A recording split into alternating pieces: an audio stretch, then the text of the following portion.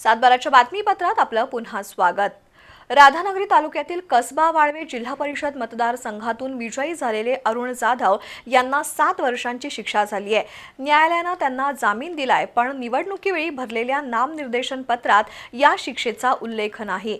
नियमानुसार त्यांना निवडणूक लढवता येत नसल्याने अरुण जाधव यांचे पद रद्द करावा अशी याचिका जिल्हा न्यायालयात दाखल करण्यात आली आहे। त्याबद्दलची माहिती सुनील चौगले आणि ॲडव्होकेट राहुल गोरुले यांनी पत्रकार परिषदेत दिली। राधानगरी तालुक्यातील कसबा वाळवे जिल्हा परिषद मतदारसंघात शिवसेना शिंदे गटाकडून अरुण जाधव यांनी निवडणूक लढवली आणि ते 2000 मतांनी विजयी झाले। त्यानंतर त्यांचे विरोधी उमेदवार सुनील चौगले यांनी अरुण जाधव यांच्या विरोधात जिल्हा न्यायालयात याचिका दाखल केली। चौगले यांच्या वतीनं ॲडव्होकेट राहुल गोरुले यांनी बाजू मांडली। 29 ऑगस्ट 1998 रोजी गावात मारामारी होऊन गोळीबार झाला होता।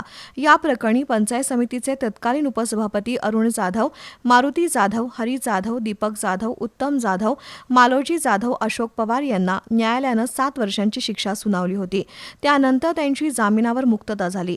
पण जिल्हा परिषद निवडणुकीत अरुण जाधव यांनी नामनिर्देशन पत्र दाखल करताना स्वतःवर दाखल असलेले गुन्हे आणि शिक्षेबद्दल उल्लेख केला नाही।